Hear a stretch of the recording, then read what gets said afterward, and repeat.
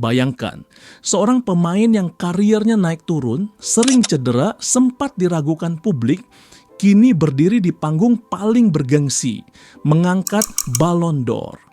Ya, Ousmane Dembélé baru saja dinobatkan sebagai pemain terbaik dunia 2025. Tapi pertanyaannya, apakah dia benar-benar pemain terbaik tahun ini?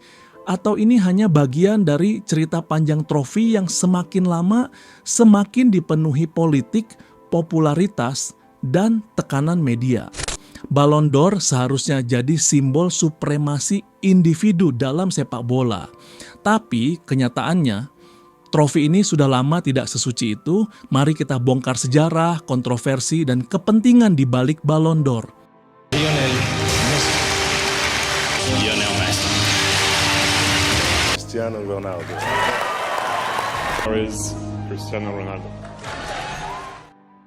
Ballon d'Or, penghargaan individu paling bergengsi dalam dunia sepak bola. Setiap tahun, dunia selalu menantikan satu momen. Siapa pemain terbaik dunia, siapa yang akan mengangkat trofi bola emas itu. Namun di balik kemegahannya, Ballon d'Or tidak pernah sepi dari perdebatan. Ada yang mengatakan penghargaan ini terlalu berat sebelah, terlalu fokus pada statistik, bahkan ada yang menuduh politis. Dari era George Weah, Zidane, Ronaldo Nazario hingga Messi dan Cristiano Ronaldo, Ballon d'Or selalu menjadi bahan diskusi panas di meja kopi, media sosial, dan media televisi. Tapi dari mana sebenarnya penghargaan ini berasal, bagaimana cara penilaiannya, dan kenapa sering sekali muncul kontroversi setiap tahunnya? Di video kali ini kita akan membahas sejarah panjang Ballon d'Or. Bagaimana perubahannya dari masa ke masa, siapa saja yang mendominasi, dan kenapa banyak pihak mulai mempertanyakan relevansinya di era modern. Ballon d'Or pertama kali digagas pada tahun 1956 oleh majalah sepak bola Prancis France Football. Ketika sepak bola masih sangat berbeda dari sekarang. Tidak ada media sosial, tidak ada sponsor besar, dan trofi individu belum dianggap sepenting gelar tim. Di tengah era itu, sebuah majalah sepak bola asal Prancis bernama France Football muncul dengan ide revolusioner, memberikan penghargaan tahunan kepada pemain terbaik Eropa. Pada tahun 1956, untuk pertama kalinya penghargaan ini diberikan. Namanya Ballon d'Or, yang dalam bahasa Prancis berarti bola emas.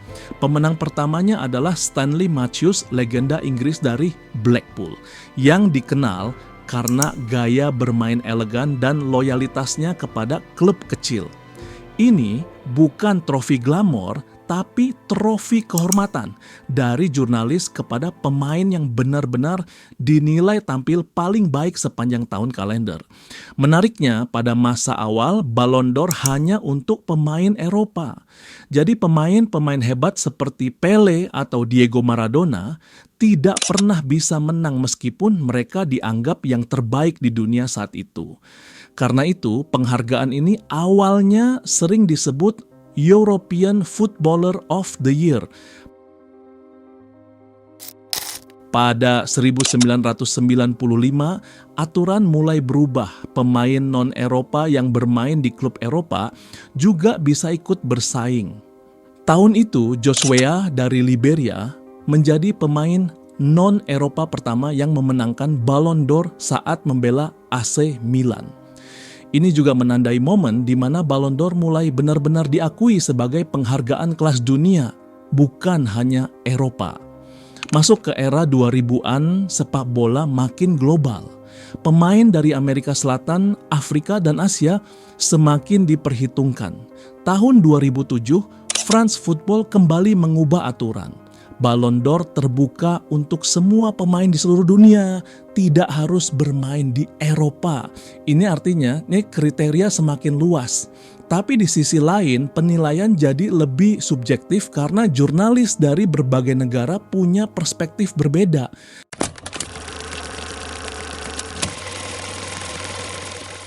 tahun 2010 menjadi momen besar yang mengubah wajah Ballon d'Or. Pada tahun ini, majalah France Football sebagai pemilik asli Ballon d'Or secara resmi menggabungkan penghargaan tersebut dengan FIFA World Player of the Year, menciptakan satu penghargaan baru bernama FIFA Ballon d'Or. Langkah ini awalnya terdengar sangat positif, seolah ingin menyatukan dua penghargaan paling bergengsi menjadi satu penghargaan utama dunia sepak bola. Namun kenyataannya justru dari sinilah berbagai kontroversi mulai bermunculan. Sebelum penggabungan, Ballon d'Or murni ditentukan oleh jurnalis olahraga dari berbagai negara, sementara FIFA World Player dipilih melalui vote kapten tim nasional, pelatih, dan jurnalis. Ketika keduanya digabung, sistem voting berubah. Setiap kapten tim nasional, pelatih tim nasional, dan satu jurnalis dari masing-masing negara memiliki suara yang sama. Ini menciptakan persepsi bahwa penghargaan menjadi lebih politis dan kurang objektif karena banyak pemilih dianggap tidak terlalu memperhatikan performa detail, melainkan popularitas dan nama besar pemain. Contoh paling mencolok terjadi di tahun pertama penggabungan, 2010. Banyak orang sepakat bahwa Wesley Sneijder seharusnya menjadi kandidat terkuat setelah membawa Inter Milan meraih treble dan tampil luar biasa di Piala Dunia. Namun secara mengejutkan, penghargaan justru diberikan kepada Lionel Messi, yang saat itu tampil kurang meyakinkan bersama Argentina di Piala Dunia. Keputusan ini memicu perdebatan global. Apakah Ballon d'Or seharusnya menilai prestasi individu sepanjang tahun, pencapaian tim, atau popularitas pemain? Di tahun-tahun berikutnya, kontroversi semakin sering muncul. Misalnya pada 2013, masa voting sempat diperpanjang secara mendadak setelah Cristiano Ronaldo tampil gemilang melawan Swedia di babak playoff Piala Dunia, membuat banyak pihak menilai keputusan FIFA menguntungkan Ronaldo dan mengubah hasil akhir voting. Lalu pada 2014 dan 2015, dominasi Messi dan Ronaldo tetap berlanjut, sementara banyak pemain yang tampil luar biasa bersama klub dan negaranya seperti Manuel Neuer, Frank Ribery, atau Andres Iniesta dianggap tidak punya peluang karena kalah popularitas.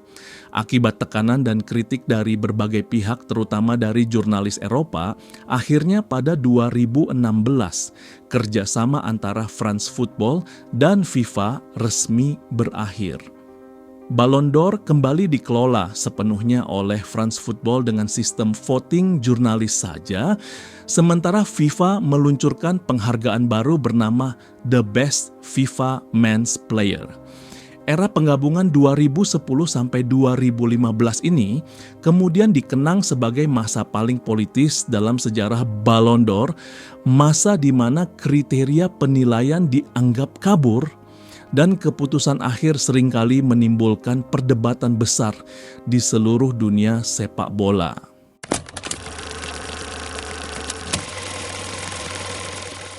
Sampai hari ini, Ballon d'Or masih sering dikritik karena dianggap terlalu fokus pada statistik individu, khususnya pemain depan dan pencapaian tim elit. Banyak pemain hebat dari tim underdog yang performanya luar biasa, tapi tidak pernah masuk radar hanya karena tidak bermain di klub besar atau tidak menjuarai turnamen besar. Selain itu, era media sosial juga membuat opini publik semakin berpengaruh. Kadang popularitas pemain ikut mendorong narasi siapa yang lebih pantas menang. Bahkan beberapa tahun terakhir, banyak fans yang merasa Ballon d'Or lebih seperti ajang pencitraan ketimbang penilaian murni. Ballon d'Or tetap menjadi penghargaan paling prestisius di dunia sepak bola. Tapi sejarah panjangnya menunjukkan bahwa penghargaan ini bukan hanya tentang siapa pemain terbaik, melainkan juga tentang narasi, opini, dan terkadang politik. Pertanyaannya sekarang, apakah Ballon d'Or masih relevan di era modern? Ataukah sudah saatnya ada sistem penghargaan baru yang lebih adil dan transparan? Tulis pendapat kalian di kolom komentar.